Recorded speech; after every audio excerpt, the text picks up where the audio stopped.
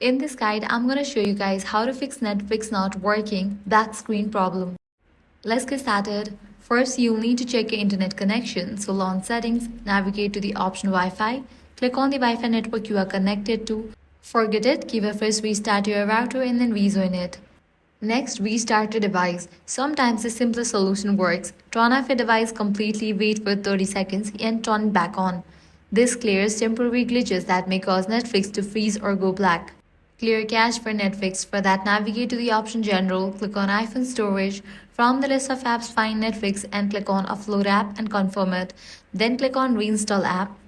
Next, update Netflix app. For that, close this, launch your App Store or Play Store, search for the app Netflix. After app appears, if you find the option of update, click on it and update the app to its latest version.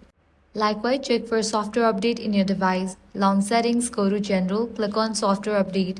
If any updates are available, just update it. If none of these solutions work, contact Netflix or device support. And that's it. These are some fixes for Netflix not working black screen problem. If this guide helped you out, do not forget to like, share, and subscribe.